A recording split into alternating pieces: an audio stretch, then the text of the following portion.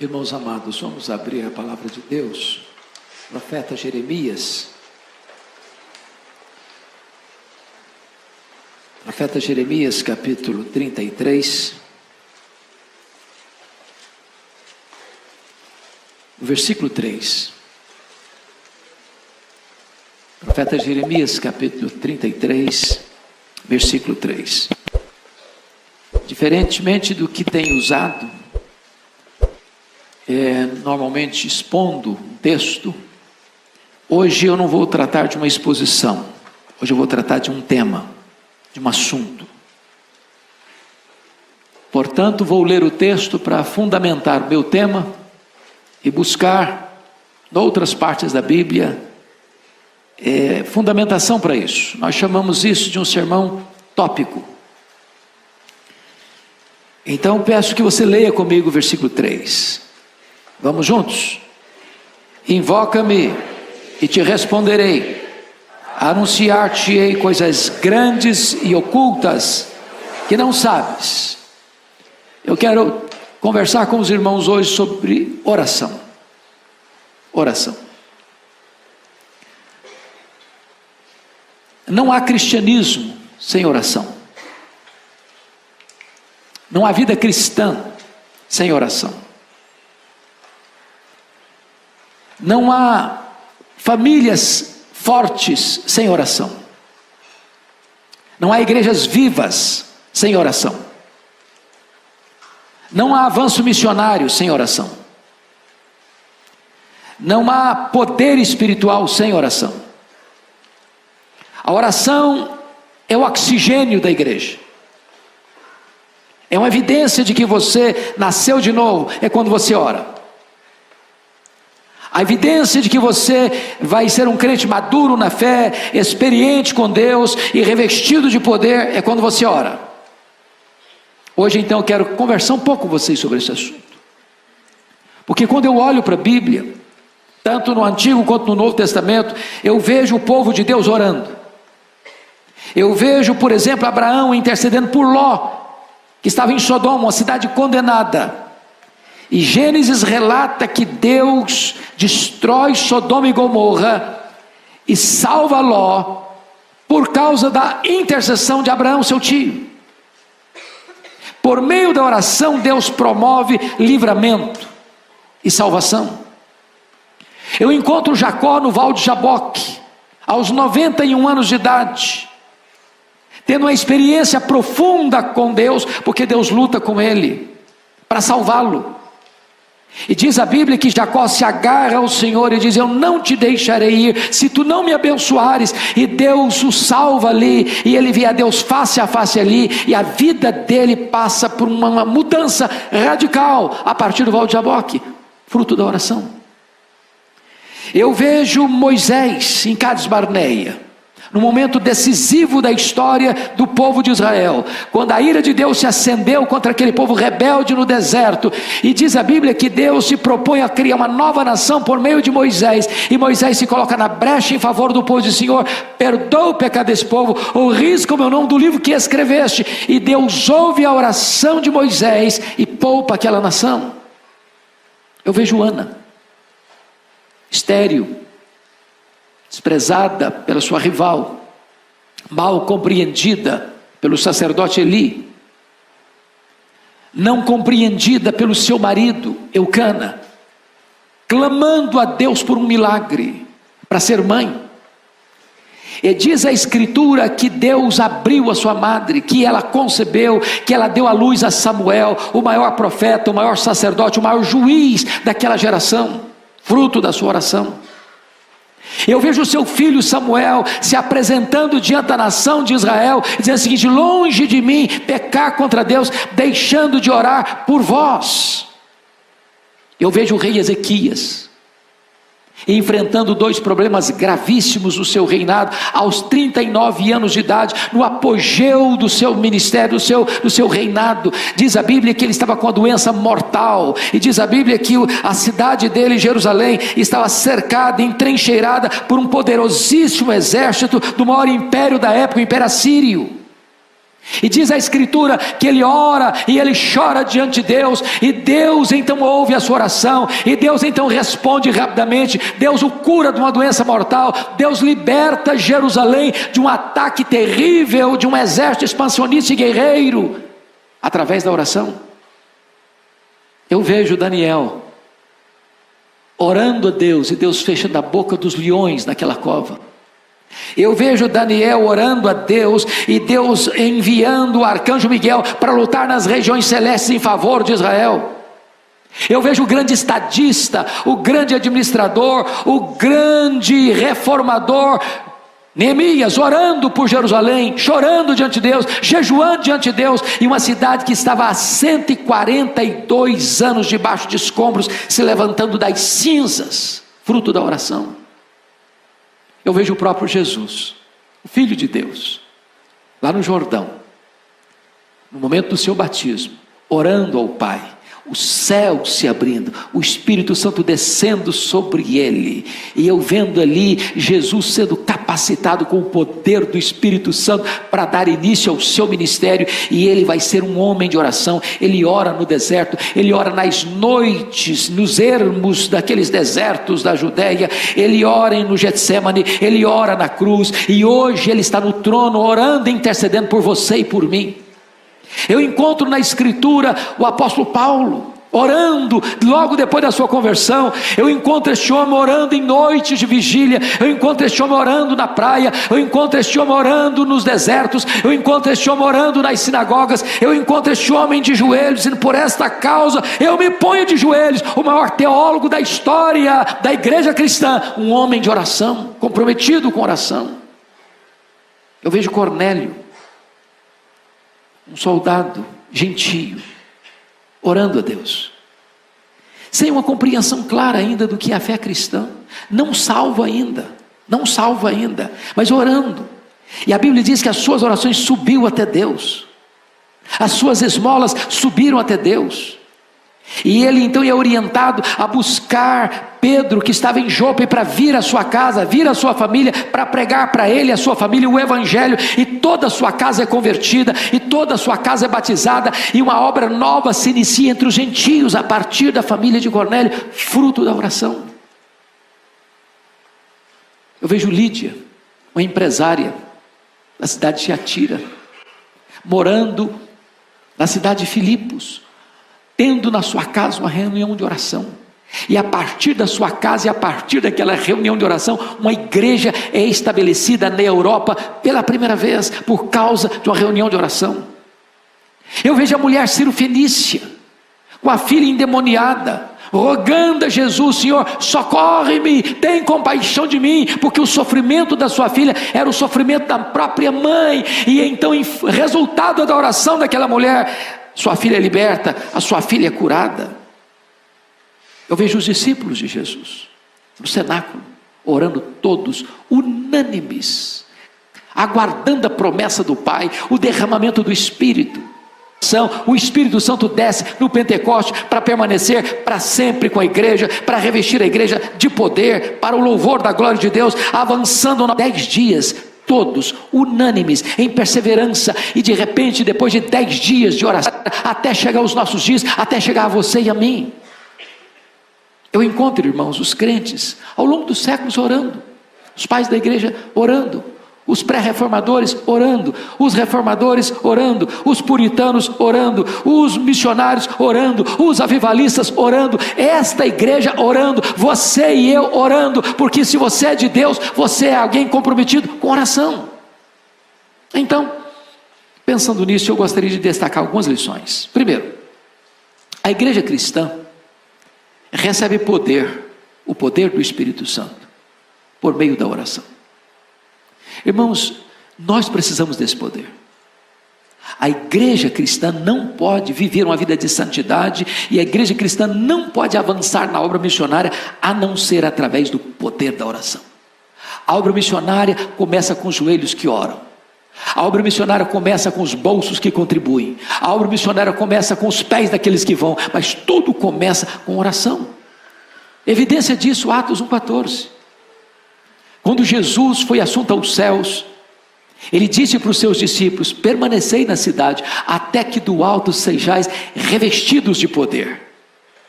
Esta é a ordem.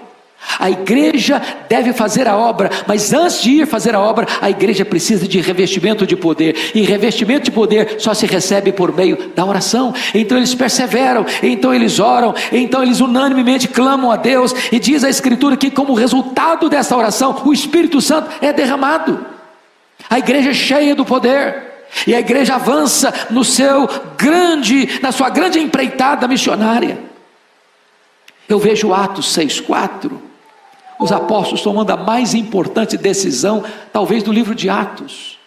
A igreja tinha sido perseguida e enfrentado a perseguição com oração. A igreja tinha enfrentado o problema daquele casal hipócrita dentro da igreja, Ananias e Safira, com a infiltração do inimigo no meio da igreja. A igreja enfrenta e discerne isso com oração. A igreja agora está enfrentando um outro problema, um problema social dentro da igreja. As viúvas dos helenistas estão sendo esquecidas na distribuição das necessidades diárias que elas tinham, e diz a Bíblia que os apóstolos, em vez de se redobrar ainda mais para servir as viúvas, ou em vez de o povo reclama mesmo, eles tomaram a decisão: vamos consagrar homens cheios do Espírito Santo, cheios de sabedoria, cheios de fé, para esse ministério da diaconia nas mesas. Quanto a nós, nos consagraremos à oração e ao ministério da palavra. Eu não sei se você já perguntou por que Deus colocou nessa ordem, não o ministério da palavra e da oração, mas ao ministério da oração e da palavra. Por que Deus fez isso? Oração e ministério da palavra, em vez de ministério da palavra e oração. Por que a oração vem primeiro? Essa pergunta já foi feita tantas vezes, os exegetas já examinaram isso tantas vezes, os estudiosos já debruçaram sobre esse assunto tantas vezes, e para mim a melhor e mais sábia resposta desse assunto vem de um irmão que já pregou no púlpito dessa igreja, um professor coreano, que ele disse o seguinte: Deus valoriza tanta pregação da sua palavra, Deus dá tanto valor à sua palavra, a palavra tem tanta primazia, ela tem tanta supremacia na igreja, que Deus colocou a oração primeiro.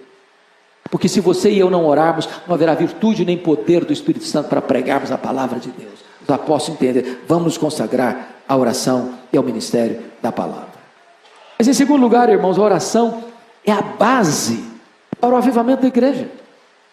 Nós queremos avivamento, nós lemos sobre avivamento, nós visitamos lugares onde Deus trouxe avivamento, nós nos alegramos com os testemunhos daqueles irmãos nossos do passado que receberam avivamento, e nós oramos para que Deus faça de novo ainda hoje, mas o avivamento vem em resposta à oração. Querem um exemplo? 2 Crônicas 7,14: se o meu povo, que se chama pelo meu nome, orar e me buscar, e se converter dos seus maus caminhos, então eu ouvirei dos céus, perdoarei os seus pecados e sararei a sua terra. Querem um outro exemplo? Isaías 44,3: derramarei água sobre o sedento, torrente sobre a terra seca, derramarei meu espírito sobre a tua posteridade, e a minha bênção sobre os teus descendentes. Em outras palavras, Deus manda a água sobre o sedento, Deus manda as torrentes sobre a terra seca, Deus manda o seu espírito para uma igreja que tem sede dele, que quer a presença dele, que aspira a presença dele, que quer ver a manifestação da glória dele. E é quando a igreja ora, é quando a igreja tem sede de Deus, é quando a igreja aspira pela presença de Deus, é que Deus envia o poder do seu Espírito sobre ela. Pense comigo no Clube Santo, lá em Oxford, na Inglaterra. A Inglaterra estava uma igreja falida, fruto do racionalismo francês, do iluminismo europeu. Havia uma onda de ateísmo varrendo as igrejas, os pregadores não acreditavam mais na inerrância das escrituras, as igrejas estavam como que um vale de ossos secos, não havia vigor na igreja, não havia brilho nos olhos das pessoas, as igrejas se reuniam, mas não tinha gente nos bancos, os púlpitos completamente descomprometidos, pregadores pregavam sermões mortos para auditórios vazios e sonolentos, quando de repente Deus levantou um grupo de estudantes na Universidade de Oxford, para orar por avivamento. Lá estava John Wesley, lá estava George Whitefield, lá estava Carlos Wesley, e eles oraram, e eles confessaram os seus pecados, e eles buscaram a Deus, e eles choraram diante de Deus, e eles clamaram pelas madrugadas, e não a noite de vigília de 31 de dezembro de 1739, às 3 horas da madrugada, enquanto aqueles moços estudantes oravam, os céus se fenderam, Deus derramou sobre eles poderosamente o Espírito Santo, e este avivamento varreu toda a Inglaterra, centenas de milhares de pessoas convertidas, porque um grupo de estudantes começa a buscar a Deus em oração. Pensa comigo, irmãos, no que foi a igreja do tabernáculo em Londres, no século XIX. Charles Haddon Spurgeon tinha 12 mil pessoas que domingo após domingo se reuniam naquela igreja para ouvir aquele homem de Deus pregar a palavra. E quando alguém perguntou a Spurgeon qual é o segredo do sucesso, do crescimento, do vigor desta igreja, ele disse: é porque tem uma usina de poder nesta igreja. Toda segunda-feira essa igreja se reúne para orar, derrama-se diante de Deus em oração. Todo culto, quando eu estou pregando aqui, tem um grupo de irmãos aqui embaixo orando, clamando, chorando, rogando a Deus para que revista esta igreja com o poder do Espírito Santo. Meus amados irmãos, não há poder, não há avivamento sem oração. Eu tive o privilégio de visitar Quacis-Abanto, na África do Sul, onde houve um dos grandes avivamentos deste século passado, 1966. E eu confesso aos irmãos que eu nunca vi, foi a experiência mais marcante da minha vida, no que tange a ver um sinal de avivamento. Nunca vi tanto ambiente de santidade, de beleza, da graça de Deus, como vi naquele local. Mas como é que começou? Com oração, com choro pelo pecado, com clamor à presença de Deus, até que o Espírito Santo foi derramado copiosamente, e os cativos foram libertos, e os enfermos foram curados, e os feiticeiros iam correndo, chorando, confessando os seus pecados. Eu vi ali um templo para 15 mil pessoas, numa fazenda, com 3 cultos por dia, e caravanas do mundo inteiro vendo ver o que Deus estava fazendo ali, fruto da oração. Mas em terceiro lugar, a oração, irmãos, é a base para a restauração de uma nação. Leia a história e você verá isso. Eu vou lhes dar um exemplo. Acho que todos vocês já ouviram falar de Edwin Orr. Edwin Orr talvez seja o homem que mais estudou sobre avivamento no século passado. Esteve aqui no Brasil no centenário da Igreja Presbiteriana. Este homem escreveu vários livros sobre avivamento. Num dos seus livros ele relata a crise financeira e econômica que se abateu sobre os Estados Unidos nos idos de 1850. Naquela época os bancos estavam falidos, naquela época os empresários entraram em crise, naquela época as estradas de ferro também faliram, as fábricas fecharam as suas portas, milhões e milhões de trabalhadores desempregados. Como é que aquela crise foi superada? Como é que aquele povo se ergueu? E Edwin Orr começa a fazer uma relação muito estreita com a oração que começou a surgir naquele país. E ele relata que no dia 1º de julho de 1857, um homem chamado Jeremias Lampier, um homem de negócios, assumiu o posto de missionário urbano em Nova York. A sua denominação estava perdendo milhares e milhares de membros todos os anos. E então ele imprimiu um folheto e distribuiu esse folheto na cidade de Nova York. E ele convoca então homens, comerciantes, falidos, gente que estava passando tanta amargura e tanta angústia, para vir orar no hotel onde ele estava hospedado, no dia 23 de setembro de 1857. Na primeira semana, tinha 6 homens orando uma vez por semana com ele. Na segunda semana, 40 homens vieram orar com ele naquela sala de hotel. A partir dali, não era mais uma vez semanal, era todo dia. Em 6 meses, tinha 10 mil homens de negócios orando em Nova York por um reavivamento. E este reavivamento chegou e varreu toda a América. Mais de 2 milhões de pessoas convertidas. Como fruto deste avivamento é que o missionário Ashbel Green Simonton sai dos Estados Unidos, chega aqui no Brasil no dia 12 de agosto de 1859 para plantar a Igreja Presbiteriana do Brasil. A Igreja Presbiteriana do Brasil nasceu sob o signo do avivamento, fruto de oração, de oração, de oração. Mas ainda, irmãos, quarto lugar, a oração muda circunstâncias. Há coisas que a oração não muda, os decretos de Deus são imutáveis, mas há coisas que Deus só faz em resposta à oração. É por isso que Tiago diz assim: nada tendes, porque nada pedis. Deus é soberano, Ele podia agir independentemente da igreja, Ele podia agir sem qualquer oração, mas Ele, sendo soberano, resolveu dizer e decretar que algumas coisas só vão acontecer se o seu povo orar. E eu vou lhes dar alguns exemplos. Quando Moisés, em campo de batalha, estava lutando, o exército de Israel lutando contra os inimigos, diz a Bíblia que enquanto Moisés mantinha os seus braços estendidos, o povo de Deus prevalecia na batalha.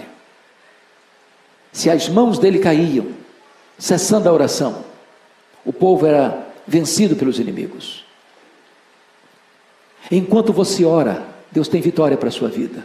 Enquanto você ora, os inimigos são derrotados na sua vida. Enquanto você ora, Deus dá vitória para você nos embates da vida. Enquanto você ora, Deus conduz você em triunfo. Deixa eu lhe dar um segundo exemplo. Quando o rei Ezequias, entrincheirado pelo exército assírio, ameaçou o rei, e eu queria que vocês entendessem um ponto importantíssimo. Foi no período do rei Ezequias em Judá, em Jerusalém, que esse mesmo império assírio, que cerca Jerusalém agora, entrou em Samaria e destruiu o reino do norte. As 10 tribos do norte foram destruídas, foram tomadas, foram escravizadas, foram dispersas. Ele derrotou aquelas 10 tribos do norte. Agora ele vem para as 2 tribos do sul, e entrincheira Jerusalém, o mesmo império, dominador, expansionista, guerreiro, sanguinário, e eles eram perversos, ninguém podia detê-los. E eles mandaram uma carta afrontosa para o rei Ezequias: renda-se, renda-se, nenhum Deus pode livrar você das minhas mãos. E diz a Bíblia que Ezequias pega aquela carta afrontosa, leva para a casa de Deus, expõe aquele problema na presença de Deus, e Deus diz: Ezequias, você não vai ter que lutar, esta luta é minha. E diz a Bíblia que naquela noite saiu um anjo do Senhor e feriu 185.000 soldados assírios, e Jerusalém foi liberta pelo poder da oração. Da oração. Diz a Bíblia em Atos 12 que Pedro está sentenciado de morte, preso, guardado em segurança máxima na prisão de Herodes, mas diz a Bíblia que havia oração incessante da igreja em seu favor. E Deus mandou um anjo, rompeu as algemas, atravessou os portões de ferro e libertou Pedro. Porque Deus pode o impossível quando o seu povo se prostra em oração. Deixa eu lhe dar um exemplo contemporâneo. Eu não sei quantos de vocês tiveram a oportunidade de ler um livreto que eu escrevi sobre mães intercessoras. Quem prefaciou aquele livreto foi Dona Eusa Lidório, mãe de Ronaldo Lidório. Ronaldo Lidório hoje, penso eu, é a maior expressão da obra missionária no Brasil e no mundo hoje. E a Dona Eusa conta uma história do que aconteceu com ele no prefácio desse livro. Ronaldo, acompanho desde a sua juventude, seu pai foi meu pastor, a nossa igreja, tanto aqui em Pinheiros quanto em Vitória, acompanha o ministério dele. E quando ele se formou no seminário de Recife, ele resolveu, antes de se formar no seminário de Recife, interrompeu os seus estudos e vai passar um período entre os Quechuas, no Peru, no meio do Sendero Luminoso. E havia um conhecimento real de que se alguns membros ou algum membro do Sendero Luminoso entrasse numa igreja e capturasse alguém, essa pessoa não sobreviveria. E ele está pregando numa igreja lá no Peru, entre os Quechuas. Quando homens encapuzados do Sendero Luminoso entraram dentro da igreja e pegaram o Ronaldo e o colega dele, botaram um capuz neles e saíram com eles por paredão de fuzilamento. E o Ronaldo narra, e a Dona Eusa conta essa história, que enquanto está sendo levado, o coração dele está muito angustiado. Ele diz: meu Deus, eu estou angustiado, eu não estou preparado para morrer. Se eu não estou preparado para morrer, Senhor, então também eu não estou nem preparado para a tua obra. Então se o Senhor me quer que eu morra, então o Senhor me dê paz para morrer. E se o Senhor me dê paz para morrer, eu quero dedicar-me ainda mais à obra missionária. E ele foi levado para o paredão. Quando ele estava no paredão para ser fuzilado, chega um carro fazendo muito barulho, e alguém fazendo muito barulho, e ele não entende o que estão falando, e pegam o Ronaldo e arrancam dali. Seu colega é fuzilado, ele é poupado. Mas Dona Eusa conta que naquela madrugada, naquela noite, Enquanto essas coisas estão acontecendo, ela sentiu um grande peso no coração. E ela se levantou da sua cama com esse peso. Meu Deus, eu não sei o que está acontecendo. Me dê discernimento. E ela não sabia o que estava acontecendo. Ela disse, meu Deus, isso tem a ver com o meu filho que está lá. Então o Senhor põe os teus anjos acampados ao redor dele. Então o Senhor o proteja, Senhor. E naquele momento em que ele está sendo liberto do paredão do fuzilamento, tem uma mãe orando de joelhos pelo seu filho. Deus é o Deus que responde a oração. Deus é o Deus que traz livramento em resposta à oração. Mas em quinto lugar, irmãos, a oração nos capacita a enfrentar também os grandes dramas da vida. Eu não sei que tipo de drama você está enfrentando, que tipo de luta você está enfrentando, que tipo de decisão importante na vida você tem que tomar. Deus responde e traz livramento e portas abertas para você em resposta à oração. Está lá no Salmo 50, versículo 15. Invoca-me no dia da angústia, eu te livrarei e tu me glorificarás. Eu vejo Davi, essa é uma das cenas mais lindas da Bíblia. Davi está exilado em território filisteu. Seu sogro, rei Saul, quer matá-lo. E ele foge com 600 homens e as suas respectivas famílias. E é estabelecido na cidade de Ziclag. E de repente ele não está lá na cidade com seus homens, e os amalequitas. Eram os terroristas do deserto da época. Ninguém escapava das mãos daquelas pessoas. Eram os terroristas da época. E quando chegaram na cidade de Ziclag, botaram fogo na cidade, feriram a cidade, pegaram as mulheres, os filhos e as filhas, e levaram todos cativos com eles.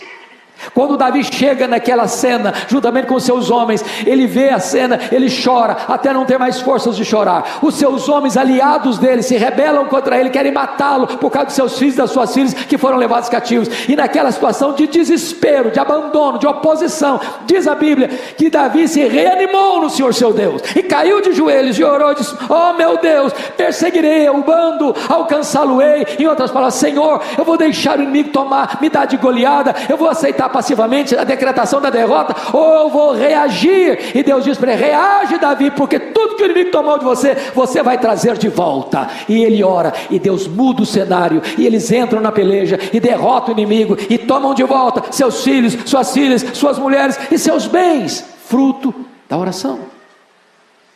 Mas deixa eu lhes dar um exemplo mais contundente, o exemplo de Jesus.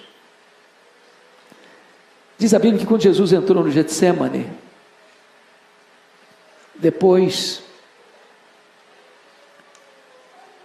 de inaugurar a nova aliança em seu sangue, partiu o pão, entregou o cálice, ele cantou um hino, e desceu para o monte das oliveiras, onde estava o jardim do Getsemane, prensa de azeite.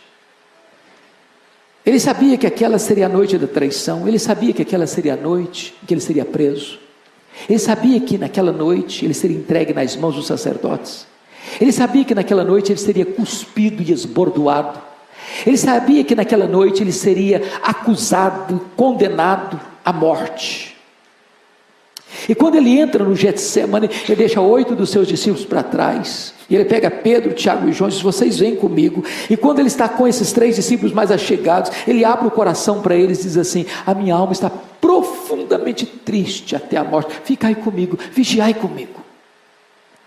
E diz a Escritura que ele sozinho avança para o interior do jardim, e lá ele prostra-se com o rosto no chão, e ora e chora, e ora e chora, e ora e chora, e diz, Pai, se possível passe de mim este cálice sem que eu beba, mas se não seja feita a tua vontade. Ele faz uma vez, ele faz 2 vezes, ele faz 3 vezes, ele alaga aquele chão com as suas lágrimas e com o seu sangue, mas quando ele se levanta dos joelhos, não tem mais angústia, a angústia foi embora.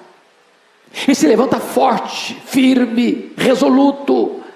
E ele enfrenta os homens que vêm prendê-lo, armados até os dentes, e é ele quem se apresenta e pergunta, quem buscais? A Jesus o Nazareno, pois sou eu, e caíram por terra. Ele enfrenta agora o sinédrio sendo cuspido e sendo esbordoado, e está firme como uma rocha. Ele enfrenta o pretório romano, Pilatos com a sua covardia, firme como uma rocha. Ele caminha pelas ruas de Jerusalém, as mulheres choram e perguntam, por que vocês estão chorando por mim? Não chorem por mim, chorem por vocês, chorem pelos seus filhos. Ele é pregado naquela cruz e transforma transforma aquele patíbulo de horror num palco da glória de Deus e da nossa salvação. Não tem mais angústia, vencida na oração, na oração. Mas eu quero concluir. A oração é o instrumento que Deus dá aos pais e às mães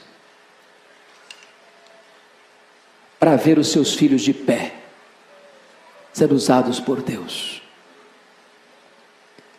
Eu vejo uma mãe como Susana Wesley, que tinha 19 filhos, e que durante a sua vida, 1 hora por dia, a porta do quarto era trancada, e os seus filhos sabiam que não podiam interrompê-la. Ela estava de joelhos em favor dos seus filhos. Essa mulher deu ao mundo um dos grandes avivalistas da história, John Wesley. Eu vejo Mônica orando por Agostinho, um homem devasso, muito culto, professor de oratória, vivia na promiscuidade, e como fruto das lágrimas e das orações da sua mãe, ele não só é convertido, mas é transformado no maior expoente da igreja do 5º século. Eu vejo Abraham Lincoln, um grande estadista americano, afirmar: um filho que tem uma mãe que ora por ele, nunca é um filho pobre.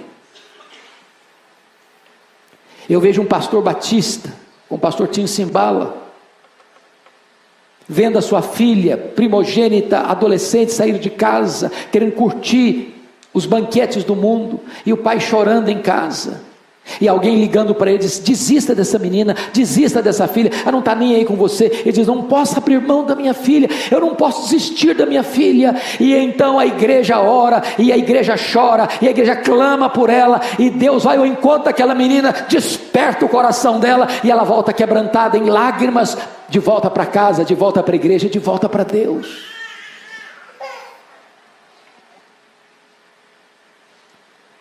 Mas eu queria concluir dizendo para vocês algo que me é muito caro. Eu sou fruto da oração da minha mãe. Alguns de vocês sabem disso. A minha mãe estava grávida do seu último filho, estado adiantado de gravidez, morando numa região rural, onde não tinha médico, não tinha hospital, não tinha estrada, não tinha carro. E ela ficou gravemente enferma. Naquela época, se alguém tinha que sair de casa para buscar recurso, numa situação dessa, se ser transportado numa padiola, um lençol amarrado num varal. Meu pai sabia que ela não suportaria uma viagem de 40 quilômetros nessa padiola. Mandou chamar o médico, ele veio, examinou e disse: essa mulher não vai sobreviver. Ela está muito fraca. A criança no ventre dela está em agonia de morte. E o médico disse: a única chance dessa mulher sobreviver é sacrificar a criança. Se não sacrificar a criança, a mãe morre junto com a criança. Quando esse dilema foi apresentado à minha mãe, ela tomou outra decisão. Ela disse: eu não abro mão desse filho. Estou pronta a morrer com ele, eu estou pronta a morrer por ele, mas eu não desisto dele. E ela, que era uma mulher rural, simples, praticamente analfabeta, caiu de joelhos, diz: meu Deus, se tu poupares a minha vida, se tu poupares o meu filho, eu quero consagrar esse filho para ti, para ser um pastor, para ser um pregador do evangelho. Deus ouviu a minha mãe, e eu nasci na roça. Fui calçar meu primeiro par de sapatos com 8 anos de idade. Saí de casa com 12 anos, na carroceria de um caminhão, para estudar, morando num barraco de tábua, dentro de um mangue, do lado de um prostíbulo. E a minha mãe nunca me contou esse propósito com Deus, porque não queria que eu fosse influenciado para o seminário. Meus sonhos eram outros. Até o dia que Deus botou a mão sobre mim, me chamou para o ministério. E eu entendo, irmãos, que não tem nada mais sublime neste mundo do que ser pastor, que ser pregador do evangelho. Se eu tivesse 10 vidas, gostaria de usá-las todas para a obra de Deus. Mas uma coisa me marcou profundamente, pastor Ival, no final da vida da minha mãe. Ela já estava muito enferma.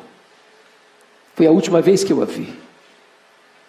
Ela me chamou à parte e disse: meu filho, nesses anos todos, eu nunca deixei de me levantar da minha cama de madrugada e dobrar os meus joelhos e orar por você, para que Deus levantasse você, para que Deus capacitasse você, para que Deus desse graça a você para pregar a palavra de Deus. Eu abracei minha mãe, chorei com ela, disse: mamãe, só está me ensinando a lição mais importante da minha vida.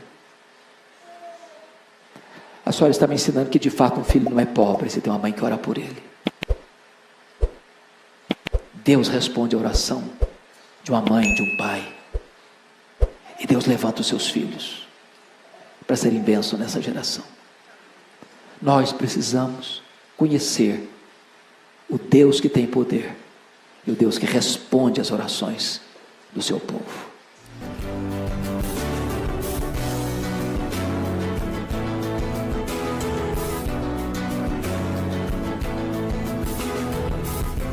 Palavra da Verdade, com Hernandes Dias Lopes. Palavra da Verdade, com Hernandes Dias Lopes. E o texto que eu quero repartir com vocês é por demais conhecido, que é 2 Timóteo 4. 2 Timóteo capítulo 4.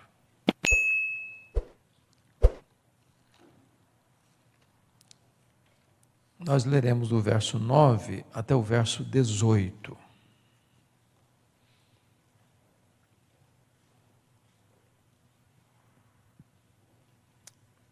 Paulo está escrevendo essa carta para Timóteo, da sua segunda prisão em Roma. Ele está preso não mais numa casa alugada, como foi o caso da primeira prisão, mas ele está preso na chamada masmorra mamertina, que era um lugar insalubre, frio, úmido, de onde, via de regra, as pessoas saíam leprosas, ou saíam para o martírio. Então, esta é a última carta, o capítulo 4, são as últimas palavras escritas por Paulo antes do seu martírio. Daí, o tom carregado de emoção, ele carrega as tintas em expressar as turbulências da sua alma, as dores do seu coração, no final da sua vida, enviando recomendações, orientações ao jovem Timóteo, que estava na liderança de uma das maiores igrejas do Novo Testamento, suplantando inclusive a igreja de Jerusalém e de Antioquia da Síria, que é a igreja de Éfeso. E Timóteo tinha características assim muito peculiares. Ele era jovem, ele era doente, ele era tímido. E naquele tempo a igreja estava passando por grandes riscos, não só da perseguição romana, mas também risco de invasão de falsos apóstolos que estavam perturbando a igreja. Então, ele escreve essas palavras, abrindo o coração e partilhando princípios. E a partir do verso 9 ele diz assim: procura vir ter comigo depressa, porque Demas, tendo amado o presente século, me abandonou e se foi para Tessalônica. Crescente foi para a Galácia, Tito para a Dalmácia, somente Lucas está comigo. Toma contigo Marcos e traze-o, pois me é útil para o ministério. Quanto a Tíquico, mandei-o até Éfeso. Quando vieres, traz a capa que deixei em Trode, na casa de Carpo, bem como os livros, especialmente os pergaminhos. Alexandre, o latoeiro, causou-me muitos males. O Senhor lhe dará paga segundo as suas obras. Tu guarda-te também dele, porque resistiu fortemente às nossas palavras.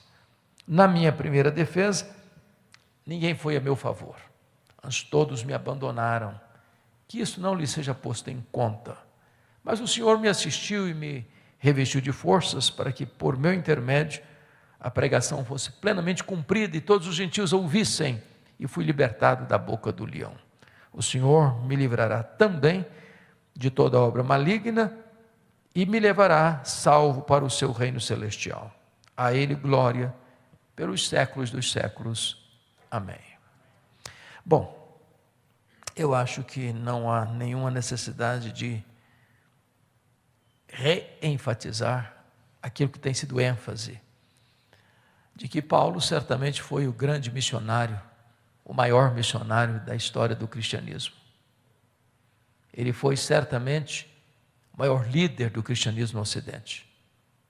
Ele foi o grande teólogo, ele foi o maior plantador de igrejas da história do cristianismo. Ele foi o maior escritor do Novo Testamento. Dos 27 livros, ele escreveu 13. E Paulo, depois da sua conversão no caminho de Damasco, passa por um período longo de treinamento, em torno de uns 14 anos, até Deus usá-lo de maneira plena. E então ele faz 3 viagens missionárias. A primeira delas na Galácia do Sul, a segunda delas na província da Macedônia e da Caia, e a terceira viagem na província da Ásia Menor, especificamente na cidade de Éfeso. Ele estava indo então levar uma oferta para a igreja de Jerusalém, para os pobres da Judeia, de Éfeso para Jerusalém, foi preso, foi transferido para Cesareia Marítima, o quartel-general de Roma em Israel, onde ficou 2 anos, sendo acusado, sob a égide dos governadores Félix e Festo, e em virtude de eles tramarem contra ele, o Sinédrio tentando cooptar o governador Festo, para enviá-lo para Jerusalém, para ser julgado no Sinédrio, querendo matá-lo na estrada, ele opta por ser julgado em Roma, e então ele enfrenta um naufrágio na viagem e chega em Roma, preso, algemado, na primeira prisão. Essa primeira prisão ocorreu nos anos 61, 62. Ele saiu dessa prisão, não para se aposentar, mas para fazer a 4ª viagem missionária. Embora o Novo Testamento não registre isso como 4ª viagem missionária. Mas ele deixou Tito em Creta, deixou Timóteo em Éfeso, passou por Nicópolis, muito provavelmente chegou à Espanha. E nesse interregno da primeira para a segunda prisão, acontece uma tragédia no Império. A cidade de Roma é criminosamente incendiada no dia 17 de julho de 64. E então, quando o incêndio termina, no dia 24 de julho daquele ano, aquele crime horrendo, bárbaro, é colocado no colo dos cristãos. E Paulo era o grande líder dos cristãos. E ele começa a ser vigiado, procurado, caçado, até que botam a mão nele, talvez em Trode, na casa de Carpo. E ele agora é levado para essa masmorra mamertina. Na primeira prisão, ele foi preso como um apóstolo, como um pregador do Evangelho. Quem estava por trás, orquestrando contra ele, eram os seus irmãos, os judeus.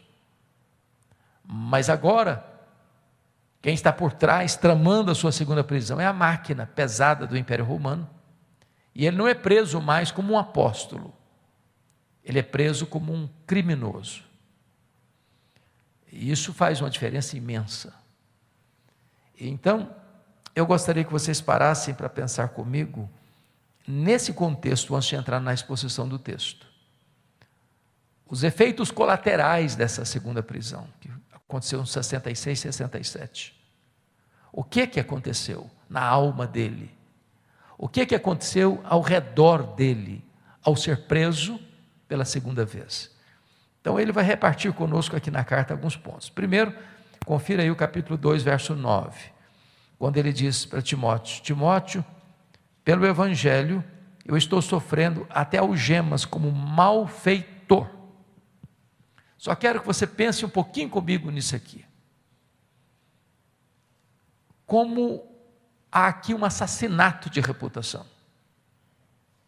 Há aqui um líder, que é o mais importante líder do cristianismo, tendo sua honra maculada, tendo seu nome arrastado na lama, tendo a desconstrução do seu testemunho. Agora pense comigo no que significa. É como jogar um saco de penas do alto de uma montanha, não se recolhe tudo mais. Ele não tem condições de fazer uma defesa da sua própria reputação, ele está preso. Enquanto o seu nome está na boca do povo, os fake news se espalham. E quando alguém perguntava, está sabendo a última? Aquele poderoso apóstolo, aquele famoso pregador, é um bandido, é um criminoso, é um malfeitor. Estava por trás do incêndio de Roma, está preso. O sistema inverteu as coisas. O sistema colocou na prisão e colocou uma acusação pesada contra ele como malfeitor. Mas notem comigo ainda, capítulo 1, versículo 15, que ele vai trazer um outro efeito colateral da sua prisão. Versículo 15 diz assim: estais ciente, Timóteo, de que todos os da Ásia me abandonaram. Quem são esses da Ásia? São seus filhos na fé. São os frutos do seu ministério. Gente que ele levou a Cristo em Éfeso e indiretamente nas igrejas plantadas na província, como Esmirna, Pérgamo, Tiatira, Sardes, Filadélfia, Laodiceia, Colossos e Hierápolis. Gente que conhecia Paulo, que sabia da idoneidade do ministério de Paulo. E não obstante, sabendo desses fatos, viram as costas para ele e se acovardam, com medo das consequências. Eles sabem que Paulo é inocente. Eles conhecem o caráter provado de Paulo, mas por medo, por covardia, abandonam Paulo à sua própria sorte. Imagine o estrago emocional que isso poderia ter causado na alma desse apóstolo.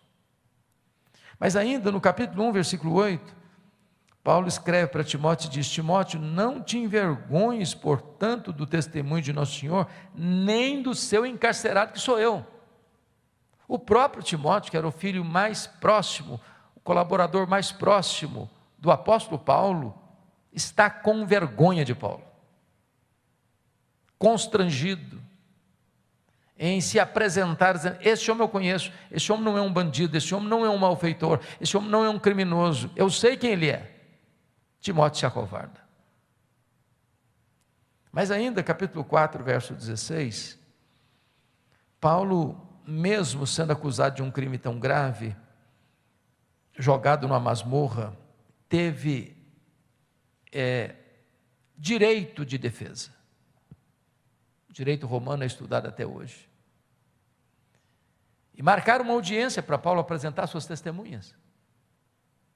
E Paulo vai para esta audiência, chamada aqui de primeira defesa, cheio de expectativa de que haveria lá muita gente para defendê-lo, para dizer que ele não era um criminoso, não era um malfeitor, não era um bandido.